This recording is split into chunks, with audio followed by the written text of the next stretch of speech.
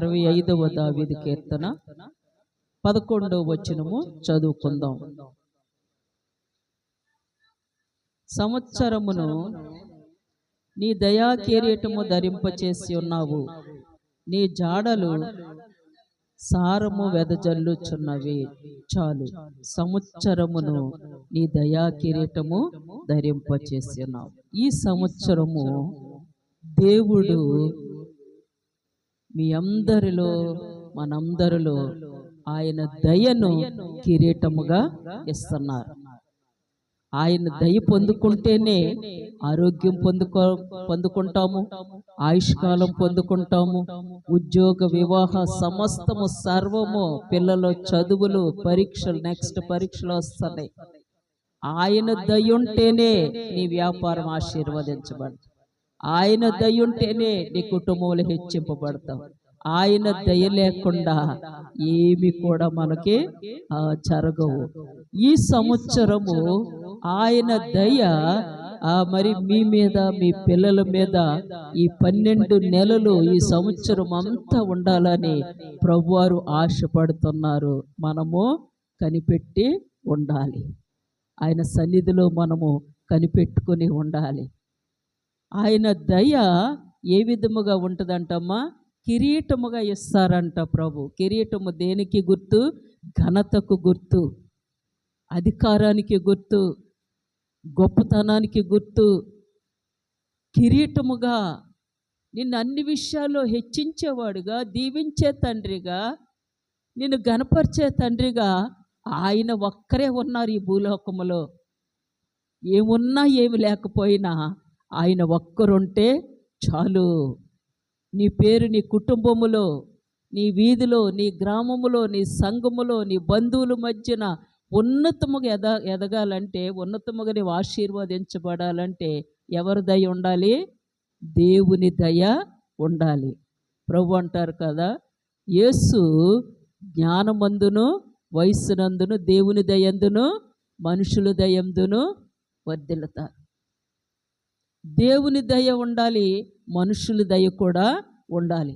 మనుషులు నిన్ను తిట్టుకుంటూ ఉంటే నువ్వు ఎంత ఇదిగా ఉన్నా సరే మనుషులు ప్రేమ కూడా ఉండాలి. మనుషుల్ని ప్రేమించాలి, మనుషుల్ని కనికరించాలి, కనికరం పొందుకోవాలి అంటాం కదా. ఇచ్చుకోవాలి, పుచ్చుకోవాలని, ఇచ్చి పుచ్చుకోవాలని అంటాం కదా. కాబట్టి దేవుని దయ ఈ సంవత్సరము నా పిల్లల మీదకి దిగువచ్చునుగాక, మా మీదకి దిగువచ్చునుగాక. మా పిల్లల జీవితంలో, మా యవన పిల్లల జీవితంలో, మా చిన్న పిల్లల జీవితంలో దేవుడు ఆశ్చర్య కార్యాలు, అద్భుత కార్యాలు, మహిమగల కార్యాలు, శక్తిగల కార్యములు చేయాలంటే ఆయన దయ మా కుటుంబం మీద ఉండాలని కోరుకున్న వారు ప్రతి ఒక్కరూ ఉంటాము. ఆయన దయ ఉంటే ఏ విధముగా హెచ్చించబడతారో మన వాక్యం ద్వారా చూసుకుందాం. సంవత్సరమును, ఈ సంవత్సరము దేవుడు ఆశీర్వదిస్తున్నారు. వాక్యం చూసుకుందాం. చూడండి, ఆదికాండం 26వ అధ్యాయం 12వ వచనం. ఆ సంవత్సరం ఎంత ఫలం పొందాడంటమ్మా? 100 ఫలము పొందాడు. గెరారు దేశములో ఇస్సాకు నివసిస్తున్నప్పుడు ఎన్నో సమస్యలు, ఎన్ని శోధనలు, ఎన్ని అవమానాలు, ఎన్ని నిందలు, వాటర్ ఇవ్వని పరిస్థితి, ద్వేషం పుట్టించాడు సాతానుడు.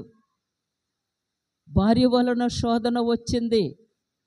రిబకా మంచిదే కానీ అవతల వాళ్ళ ద్వారా కొన్ని శ్రమలు, సమస్యలు, ఎన్ని పరిస్థితులు వచ్చినా విశ్వాసమే, ఇస్సాకు యొక్క విశ్వాసము చెదరిపోలేదు.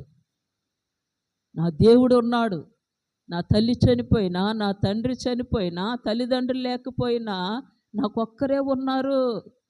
నా తండ్రి నేర్పించిన ప్రార్థన, నా తండ్రి ఏ దేవుడినైతే నమ్ముకున్నారో ఆ దేవుడు నన్ను విడిచిపెట్టరు. ఒంటరిగా ఉన్నప్పుడు నా తండ్రిని నా దేవుడు విడిచిపెట్టలేదు, నన్ను కూడా నా దేవుడు విడిచిపెట్టరు. ఆయన సర్వశక్తిమంతుడు.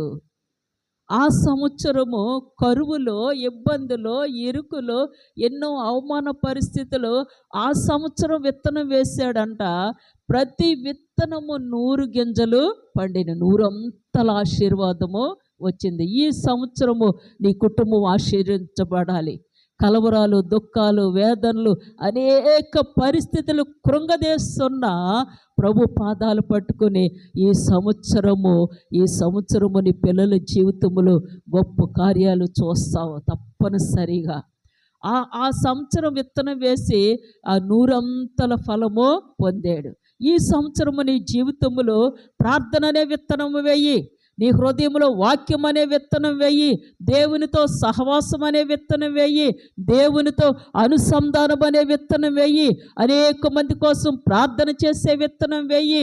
దేవునిలో నేను ఉన్నతముగా ఎదగాలి, ప్రార్థన చేసే సంఘములో ఎక్కువగా ప్రార్థన చేసే స్త్రీలను అనుసరిస్తాను, నా దైవజనరాలు వేకువ లేచి ప్రార్థన చేస్తామని చెయ్యమని చెప్తాను, అది నా హృదయంలో పాటిస్తానని ఆ విత్తనాలు నీవు కోరుకున్నట్లయితే నీ కుటుంబంలో కార్యాలు చూస్తావు. ఇస్సాకు 100 ఫలించినట్లుగా నీవు కూడా 100 ఫలిస్తావు.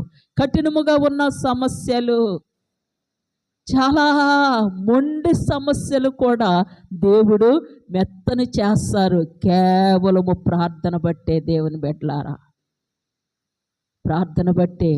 నేను ఇక్కడ 1 గంట 2 గంటలు బోధ చేశాను అనుకోండి, మీరు ఒక అరగంట పావు గంట ప్రార్థన చేశారనుకోండి, నేను గొప్ప, మీరు గొప్ప? మీరే గొప్ప. హల్లెలూయా, హల్లెలూయా. ప్రార్థనకు అంత పవర్ ఉంది.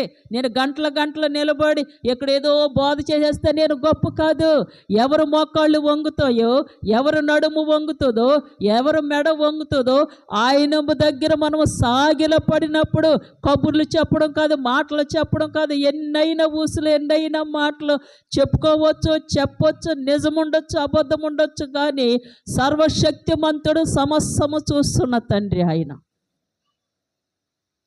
ఎవరైతే పిల్లల కోసం ఏడుస్తారో, నశించిపోతున్న ప్రజల కోసం ఏడుస్తారో, అనేక మంది కోసం ప్రార్థిస్తారు, వారి పట్ల దేవుని దయ విస్తారముగా ఉంటుంది. మరొక మాట చూడండి, ద్వితీయోపదేశకాండము 11:12. ద్వితీయోపదేశకాండం 11. అది ఆకాశ వర్ష జలము త్రాగును, అది నీ దేవుడైన యెహోవా లక్ష్యపెట్టు దేశము. నీ దేవుడైన యెహోవా కన్నులు సంవత్సరాది మొదలుకొని సంవత్సరాంతము వరకు నీ మీద ఉండును. హల్లెలూయా. నీ దేవుడైన యెహోవా లక్ష్యపెట్టు కుటుంబముగా నీవు ఉండాలి.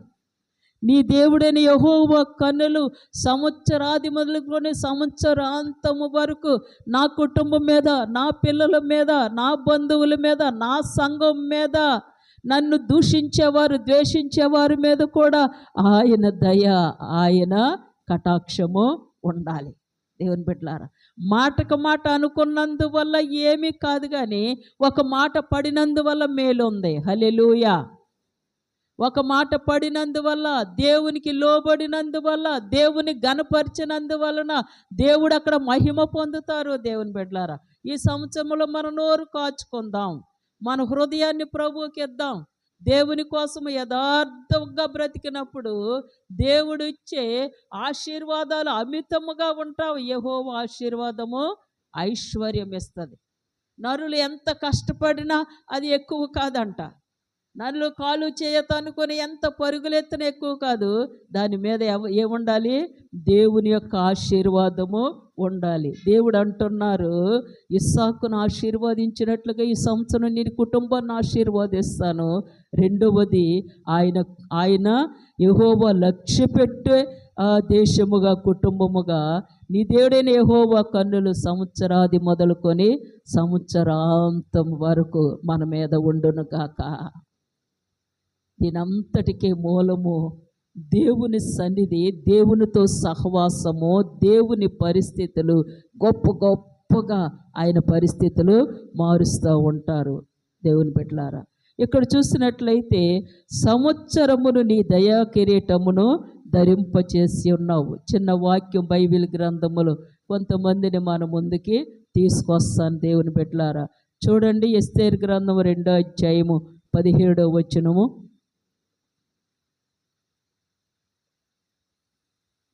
ఎస్తేరు గ్రంథము 2వ అధ్యాయము 17వ వచనం.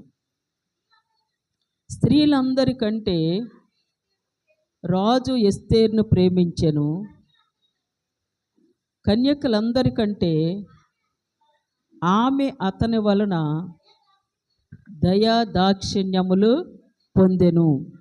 అతడు రాజ్య కిరీటమును ఆమె తల మీద ఉంచి ఆమెను వస్తీకి బదులుగా రాణిగా నియమించాను. ఇక్కడ దయా దాక్షిణ్యములు పొందే, దయను కిరీటముగా ఎస్తేరు పొందుకుంది. హల్లెలూయా. సంవత్సరమును ఇస్సాకును ఆశీర్వదించినట్లుగా మరి యెహోవా కన్నులు ఆయన లక్ష్య పెట్టే సంఘముగా, కుటుంబముగా ప్రతిరోజు ఆయన పాదకుని అడిగినప్పుడు దేవుని బిడ్డలారా, తప్పకుండా ఆయన మన ప్రార్థనలు విని మన విజ్ఞాపనలు ఆలకించి ఆయన సమయంలో ఆయన కార్యము చేయడానికి శక్తిమంతుడై ఉన్నారు. ఇక్కడ ఎస్తేరు మరి ఆ దయా దాక్షిణ్యములు కిరీటముగా పొందుకుందంట. చూసారా, దేవుని వాక్యం ఎంత శక్తి గలదో, సత్యమైనది. దయను కిరీటముగా ఇస్తానన్నారు కదా. ఈ సంవత్సరము ఆయన దయ పొందుకొని అది నిన్ను హెచ్చించే విధముగా దేవుడు చేయబోతున్నారు. చూడండి, ఎస్తేరు మరి 7వ వచనం చూడండి, 2వ అధ్యాయం 7వ వచనం. తన పినతండ్రి కుమార్తె అయిన హదస్స అను ఎస్తేరు తల్లిదండ్రులు లేనిదై ఉండగా అతడు ఆమెను పెంచుకొనెను. ఆమె అందమైన రూపమును సుందర ముఖమును గలదై ఉండెను. ఆమె తల్లిదండ్రులు మరణము పొందిన తరువాత మొర్దెకై ఆమెను తన కుమార్తెగా స్వీకరించెను. మొర్దెకై పెంచుకుంటున్నాడు. ఎస్తేరుకి తల్లిదండ్రులు లేరు, బాల్యం వెళ్ళిపోయింది, యవ్వన కాలం వచ్చేసింది. మొర్దెకైకి వివాహం చేసే స్తోమత లేదు. చిన్న గేట్ మ్యాన్ ఉద్యోగము చేసుకుంటున్నాడు, తన కుటుంబాన్ని పోషించుకుంటున్నాడు. కానీ మొర్దెకై సంరక్షణలో, మొర్దెకై పోషణలో, మొర్దెకై కుటుంబములో, మొర్దెకై చెప్పు చేతల్లో ఎస్తేరు పెరుగుచున్న ఆ దినాల్లో ఎస్తేరుకి మొర్దెకై నేర్పించింది ప్రార్థనా జీవితము. హల్లెలూయా. దేవునితో సహవాసము, దేవునితో అనుబంధము. ఎన్ని సమస్యలు, ఎన్ని శోధనలు, ఎన్నెన్ని పరిస్థితులు ఎదురొచ్చినా ప్రభువే ప్రభువే ప్రభువే, దేవుడే దేవుడే దేవుడే. అందుకనే యూదులకు భయంకరమైన శ్రమ వచ్చినప్పుడు ఎస్తేరు తీసుకున్న నిర్ణయం ఏంటి, ఎస్తేరు చెప్పిన మాట ఏంటి? నేను 3 రోజులు ఉపవాసం ఉండి ప్రార్థన చేస్తాను, మీరు కూడా యూదులందరూ ఉపవాసం ఉండి ప్రార్థన చేస్తాను. నేను రాజుతో మాట్లాడతాను, అధికారుల చేత రికమెండేషన్ చేయిస్తాను, అలా కాగితాలు రాయండి, ఎలా కాగితం ఏమన్నా అన్నదా? ఏమీ అనలేదు. హల్లెలూయా. ఏమన్నది? ఒక్క ప్రార్థనే. ప్రార్థనలో శక్తి ఉంది, ఉపవాస ప్రార్థనలో ఇంకా అంతకంటే పవర్ఫుల్ శక్తి ఉన్నది. నేను ఉపవాసం ఉండి ప్రార్థన చేస్తాను అంటది ఇక్కడ ఎస్తేరు. చూసినట్లయితే తల్లిదండ్రులు లేని ఎస్తేరు దేవుని యొక్క దయా దాక్షిణ్యములు పొందింది. దేవుడు దయను కిరీటముగా ఇచ్చారు. ఈ సంవత్సరము దేవుని దయ నీ చిన్నపిల్లలు, నీ యవ్వన పిల్లలు, నీ కుటుంబము, నీ పరిస్థితులు అన్నీ మార్చబడాలి, మారాలంటే ఒక్కటే, దేవునితో సహవాసం. దేవునితో 24 గంటల్లో లీస్ట్ ఒక 2 hours అయినా దేవునికి ఇవ్వగలుగుతున్నావా? 24 గంటలు ప్రభువారు మనకి ఇచ్చారు దేవుని బిడ్డలారా. ఇక్కడ చూసుకున్నట్లయితే ఎస్తేరుకి ఇంత గొప్ప ఘనత ఎలాగొచ్చింది, ఇంత గొప్ప ఆధిక్యత ఎందుకు వచ్చింది? సంవత్సరమును నీ దయా కిరీటమును ధరింపచేసి ఉన్నావు అని వాక్యము సెలవిస్తుంది. దయను కిరీటముగా ఇస్తానని ప్రభువారు చెప్తున్నారు. అది ఎస్తేరు అనుభవించింది దేవుని బిడ్డలారా. చూడండి ఒకసారి వాక్యములో ఆ ఎస్తేరు గ్రంథం 1వ అధ్యాయము 19వ వచనం. రాజునకు సమ్మతి ఆయన వస్తీ రాజైన అహష్వరోసు సన్నిధికి ఇకను రాకూడదని తన యొద్ద నుండి ఒక రాజాజ్ఞ పుట్టెను. వస్తీ చదువుకున్నాం కదా 17వ వచనములో, వస్తీకి బదులుగా ఎస్తేరు రాణిగా నియమింపబడింది. అహష్వరోషు రాజుకి మరి ఆ భార్య ఉంది, ఆమె పేరు వస్తీ. దేవుని బిడ్డల 176 రాష్ట్రాలకు రాణి ఆవిడి. అంత ఘనత, అంత కీర్తి, అంత ప్రతిష్టలు పొందిన వస్తీ త్రోసివేయబడింది, తోలివేయబడింది, తృణీకరించబడింది. అక్కడ నుంచి పూర్తిగా రిజెక్ట్ చేయబడింది. దేనివల్లంటే వస్తీలో వచ్చిన అహంకారము, గర్వము. కేవలము వస్తీ తన్ను తాను హెచ్చించుకుంది. చాలా అందగత్తె, చాలా సౌందర్యవతి. రాజు భార్య తన సౌందర్యాన్ని, తన అందాన్ని బట్టి తన అహంకారం చెందింది, తను గర్వించింది. దేవుని బిడ్డలారా, దేవుని సన్నిధిలో సేవకులే కానీ, సంఘమే కానీ, ఏ కుటుంబమే కానీ దేనిని బట్టి అతిశయించిన ప్రభు ప్రక్కకే త్రోసివేస్తారు. నీవు నాకు అక్కర్లేదంటారు. తేజో నక్షత్రం తోసివేయబడింది. నేను లేకపోతే ఈ పని జరగదు, నేను లేకపోతే ఇక్కడ స్తుతులు జరగవు, నేను లేకపోతే మరి ఈ పరలోక రాజ్యములో లీడ్ చేసేది నేనే, నేను ప్రకాశవంతమనే దేవదూతనే, నా వెలుగు, నా ప్రకాశము మరి ఎంత గొప్పదని తను తాను అహంకారంగా గర్వించింది.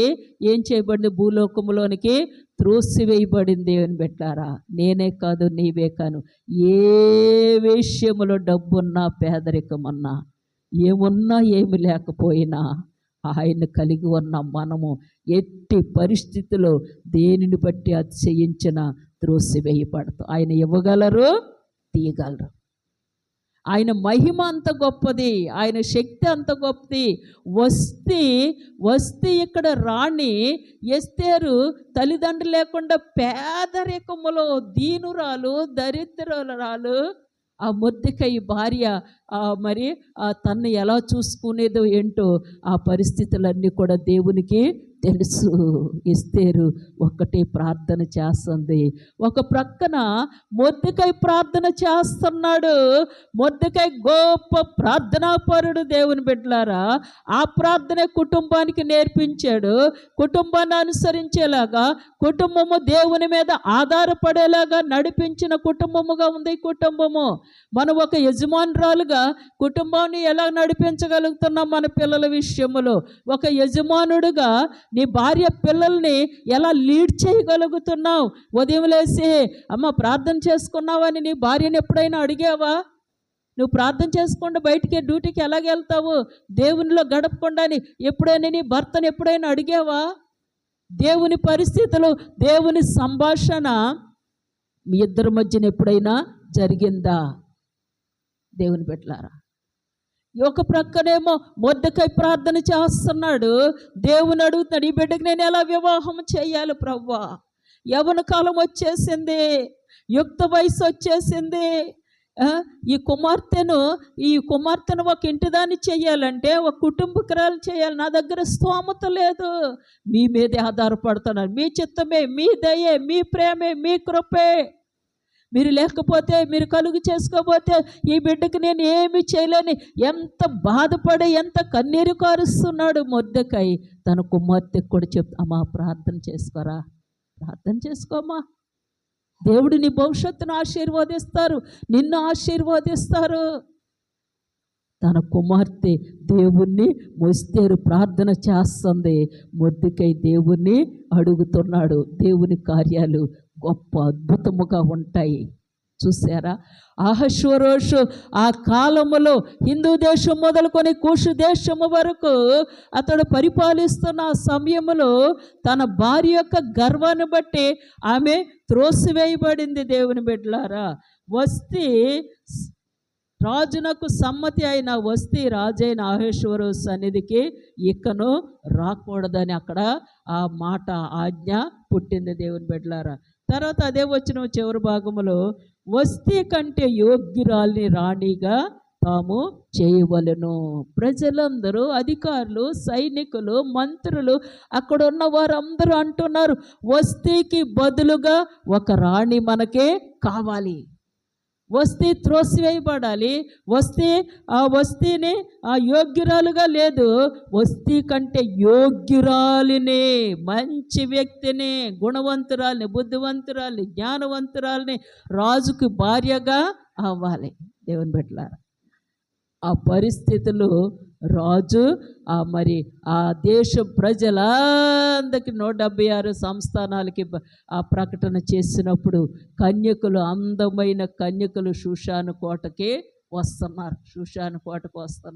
ఈ గేట్ మేనగా ఉన్న చిరుద్యోగి మొర్దెకై కూడా తన కూతురు చాలా బాగుంటుంది, అందంగా ఉంటుంది, నా కూతురును కూడా పంపిస్తాను అని తన కూతురు మీద గొప్ప ఆశలతో ఫస్ట్ దేవుని మీద ఆధారపడ్డాడు. తర్వాత ఆ పాపకి చెప్తున్నాడు, అమ్మా ఇలాగెలాగా కబురు వచ్చింది, అందమైన ప్రతి కన్యకులు రాజు దగ్గరికి వెళ్తున్నారు, ఏమో దేవుడు మన యందు దయ చూపితే, ఆయన కనికరము చూపితే నిన్ను ఆ విధముగా చూడాలని నాకు ఆశ. మొర్దెకై స్తోమత, వివాహము చెయ్యడానికి కూడా స్తోమత లేదు, కానీ ఆశలు ఎలాగున్నాయమ్మా? ఆశలు చాలా గొప్పగా, తన కుమార్తె పట్ల గొప్పగా.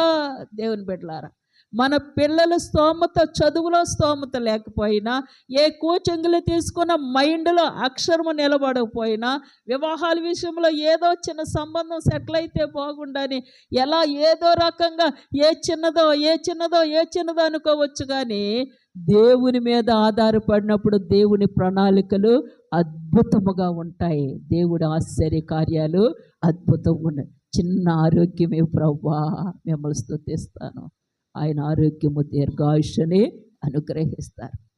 మన దేవుడు మనల్ని తృణీకరించే దేవుడు కాదు. మనం ఆయనకు లోపడగాలి, కానీ ఆయన పాదాలు పట్టుకోవాలి, కానీ ఆయన్ని హెచ్చించాలి. నీ హృదయంలో, నీ జీవితంలో, నీ కుటుంబంలో, అన్ని పరిస్థితుల్లో దేవుని దయ వలన నేను ఇలా ఉన్నానన్న మైండ్ వెంటనే నీ ఆలోచనలోనికి రావాలి. నా శక్తి, నా బలము, నా జ్ఞానము, నాది నేను, ఈ మాటలు దేవుని దగ్గర పనికిరావు. ఆయన దయ, ఆయన ప్రేమ, ఆయన కృప. నేను ఇక్కడ నిలబడి ఉన్నానంటే ఆయన కృప. నాకంటే మంచి వాళ్ళు, గొప్పవారు ఈ లోకాన్ని విడిచిపెట్టారు. చనిపోయిన వారి కంటే మనమేమి గొప్పవారమే కాదు. దేవుని బిడ్డలారా, 2వ అధ్యాయం 4వ వచనం చూడండి. రాజు ఆ కన్యకలలో దేని యందు ఇష్టపడునో ఆమె వస్తీకి బదులుగా రాణియగును. ఈ మాట రాజునకు అనుకూలమైన గనుక అతడు అలాగూ చేసాను. హేగే అనే అతను మరి అనేక ప్రాంతాల నుంచి వస్తున్న ఆ కన్యకలకి వాళ్ళకి సపరేట్గా వస్తువులు, భోజనాలు, అలంకరణలు అన్నీ సిద్ధపరుస్తున్నాడు. దేవుని బిడ్డలారా, ఎస్తేరు వంతు వచ్చింది. ఎస్తేరు వంతు వచ్చేసరికి సింపుల్గా చిన్న చైన్ వేసుకుని, చిన్న చెవులు పెట్టుకొని, తను పెద్ద అలంకరణ లేకుండా సామాన్యురాలుగానే రాజు దగ్గరికి వెళ్ళింది. ఎవరి దయ పొందుకుంది? కొన్ని వేల మంది, లక్షల మంది వచ్చి ఉంటారు, కానీ దేవుని కృప ఎవరి మీద ఉంది? ఎస్తేరు మీద ఉంది. గ్రామంలో అనేక వేల మంది ఉండొచ్చు, అనేక మంది, వందల లక్షల మంది మరి రాష్ట్రంలో ఉండొచ్చు, కానీ నీ కుటుంబం మీద ఈ సంవత్సరం ఆయన దయ ఉండాలని కోరుకుంటున్నావా? నా కుటుంబం ఆయన దయ పొందుకోవాలి, నా కుటుంబం ఆయన ప్రేమను పొందుకోవాలి, నా కుటుంబంలో ఆయన నివసించాలి, నా కుటుంబంలో, నా హృదయంలో ఆయనకు సింహాసనము వేస్తాను. దేవుని బిడ్డలారా, అలనాడు దేవుని బిడ్డలారా, ఎస్తేరు మీద రాజుకి దయా దాక్షిణ్యాలు, కనికరము పుట్టిందంట. ఈమెను నేను వివాహము చేసుకుంటానన్నారు. ఎస్తేరుకి ఏమన్నా బ్యాక్గ్రౌండ్ ఏమైనా ఉందా? బ్యాక్గ్రౌండ్ ఏమీ లేదు. కట్నాలు, బ్యాక్గ్రౌండ్, చదువు, ఆస్తిపాస్తులు ఇవన్నీ చూస్తారు ఈ లోకములో, కానీ ఎస్తేరు అనాది పేదరాలు, తనకి పేరెంట్స్ కూడా లేరు. ఆ పరిస్థితులు దేవుణ్ణి పట్టుకుంది. దేవుడు ఎస్తేరుకి దయా దాక్షిణ్యాలు కిరీటముగా ఇచ్చారు. దేవుని బిడ్డలారా, నూతన నిబంధనలో ఒక కన్యక ఉంది. యేసు ప్రభువారు ఈ లోకానికి రావడానికి ఆ కన్యక దయ పొందింది. ఎవరు? మరియా. యేసు ప్రభువారు భూలోకమున అంత మహాశక్తిమంతుడు, ప్రభావము గల దేవుడు, ఆ ఒక కన్యక గర్భములో పరిశుద్ధాత్మ ద్వారా ఆయన ఈ లోకానికి వచ్చి ఉన్నారు.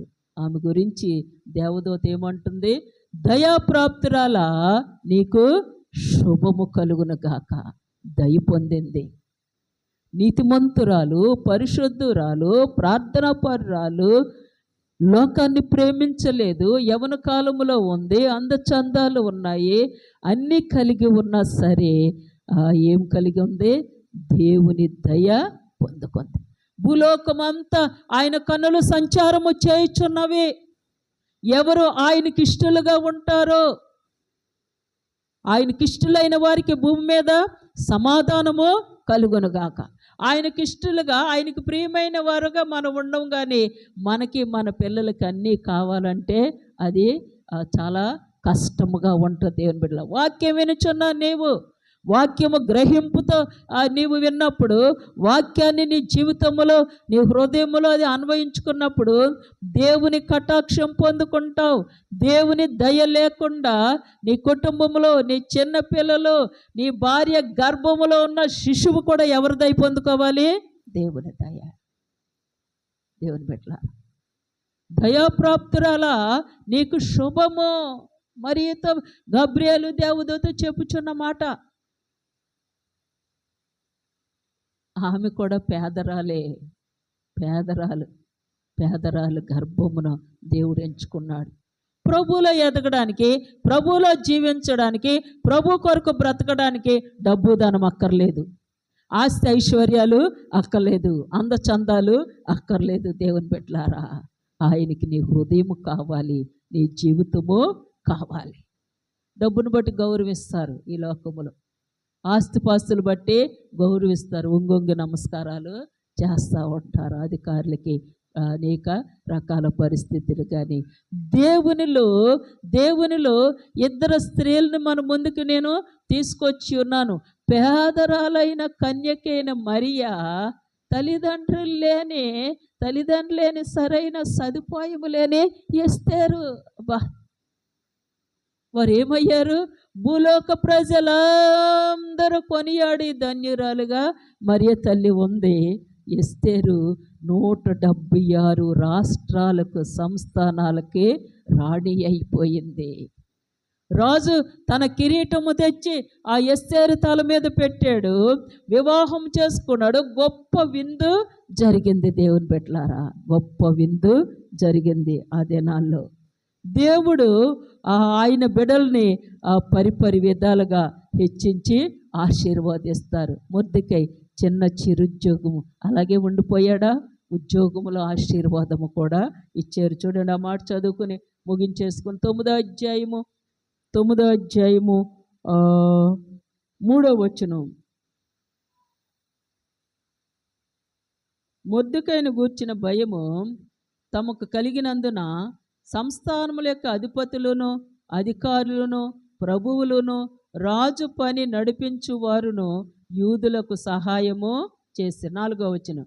మొర్దెకై రాజు యొక్క నగరులో గొప్పవాడాయను. ఈ మొర్దెకై అనువాడు అంతకంతకు గొప్పవాడొగుట చేత అతని కీర్తి సంస్థానములన్నిటి యందు వ్యాపించెను. ఎన్ని సమస్యలు అతనికి! మరి మంచి ఘనత, రాజు యొక్క నగరులో గొప్పవాడయ్యాడు. రాజు కిరీటము, రాజవస్త్రాలు, ఆ రాజు ఆ గుర్రం మీద ఊరేగింపు, ఇంకా ముందుకే చాలా వచనాలు. మొర్దెకై చిన్న చిరుద్యోగి, గేట్ మ్యాన్. లోపలికి అధికారులు వెళ్ళి వస్తుంటే గేట్ తీయడము, గేట్ వేయడము, వాళ్ళకి నమస్కారం, సెల్యూట్ చెప్పడం. ఇంత తక్కువ బిడ్డ మరి ఎందుకింత గొప్పవాడయ్యాడంటే 4:1 ఉంటుంది. గోనె పట్ట కట్టుకొని బూడిద పోసుకొని దేవుని పాదాల దగ్గర శోకముతో విజ్ఞాపన చేసే వ్యక్తిగా ఉన్నాడు మొర్దెకై. హల్లెలూయా. నీకేమున్నా లేకపోయినా దేవుని ఆత్మ, దేవుని సన్నిధి, దేవుని ప్రార్థన, దేవుని హృదయము, దేవుడు నీలో ఉంటే చాలు. ఎన్ని సమస్యలు, ఎన్ని శోధనలు ఎదురే, నీకు వ్యతిరేకముగా 100 మంది నీ మీదకి వచ్చిన ఏ భయము అక్కర్లేదు. నీకు వ్యతిరేకముగా ఎన్నెన్ని రకాలుగా శోధనలే కాదు, ఎన్నెన్ని రకాల మనుషులు మీ మీదకి వచ్చిన, మన మీదకి వచ్చిన అధికారులు మన మీదకి వచ్చిన ఏమీ కాదు. దేవుని బిడ్డలు ఎవరు తోడై ఉండాలి? ఒక్క దేవుడు తోడై ఉంటే చాలు. ఈ మొర్దెకై అనే వ్యక్తి రాజు యొక్క నగరులో గొప్పవాడయ్యాడు. అతడు అంతకంతకు మరి వర్ధిల్లుట చేత అతని కీర్తి ప్రసిద్ధి 15వ వచనంలో ఉంటుంది, 8వ అధ్యాయము. అప్పుడు మొర్దెకై ఊదా వర్ణమును, తెలుపు వర్ణములు గల రాజవస్త్రములను, బంగారపు పెద్ద కిరీటమును, అవిసనారతో చేయబడిన ధూమ్ర వర్ణము గల వస్త్రములను ధరించుకొనిన వాడై రాజు సముఖము నుండి బయలుదేరెను. అందు నిమిత్తము షూషాను పట్టణము ఆనందించెను, సంతోషించెనమ్మా. మొర్దెకైకి ఏమొచ్చినాయమ్మా? బంగారపు పెద్ద కిరీటం వచ్చిందంట. రాజవస్త్రాలు, ఊదా రంగు వస్త్రాలు, ధూమ్ర వర్ణము గల వస్త్రములు ధరించుకుని అతడు బయలుదేరుతుంటే రాజు సముఖము నుండి ఆ యూదులందరూ, షూషాను పట్టణంలో ఉన్న యూదులందరూ కూడా సంతోషించి ఆనది. ఎవరైనా పైకి వెళ్తే మనం అసూయపడిపోతాం, ఎవరైనా ఇల్లు కట్టుకుంటే అసూయపడు, ఎవరైనా బాగుపడితే అసూయ క్యాన్సర్ లాంటిది. ఎట్టి పరిస్థితి నీ తలంపులో, నీ ఆలోచన, నీ చూపులో అసూయ నేత్రాలు ఉండకూడదు. అసూయ నన్నే తినేస్తుంది. క్యాన్సర్ అంటే ఎముకలు కుళ్ళిపోతాయి. దేవుని పట్ల ఎట్టి పరిస్థితులు ఒక అభివృద్ధిని చూసి దేవుణ్ణి మహింపరచండి. ఇక్కడ ప్రజలందరూ కూడా, ఆ యూదులందరూ కూడా ఏం చేశారంటే ఆనందించి సంతోషం. మొర్దెకై గొప్పవాడు అయిపోయాడు. హామాను యొక్క ఆస్తి అంతా మొర్దెకైకి వచ్చేసింది. అతడు మంచి పదవిలో ఉన్నాడు, అధికారంలో ఉన్నాడు, ఉన్నతమైన స్థితికి వెళ్ళిపడి పేదరాలైన ఎస్తేరు రాణిగా ఉన్నది. దేవుని బిడ్డలారా, మనం పేదవారము ధనవంతులు అని కాదు, కానీ అన్ని పరిస్థితుల్లో ప్రభు పాదాలు పట్టుకోవాలి. మరియ దయ పొందింది, ఎస్తేరు దయ పొందింది. ఇస్సాకు ఆ సంవత్సరం విత్తనం వేసి 100 అంతల ఫలం పొందాడు. దేవుడు నిన్ను లక్ష్యపెట్టే సంవత్సరముగా, సంవత్సరాది మొదలుకొని సంవత్సరాంతం వరకు ఆయన దయా దాక్షిణ్యములు మరి మన మీద ఉండులాగున దేవుడు తప్పకుండా ఈ సంవత్సరం ప్రతి ఒక్కరి కుటుంబములో మేలులు, ఆశీర్వాదాలు, ఉపకారాలు చేస్తున్నారు. చిన్న ప్రార్థన చేసుకుందాం. దేవుడి పరిశుద్ధ వాక్యమును దీవించునుగాక. ఆమేన్.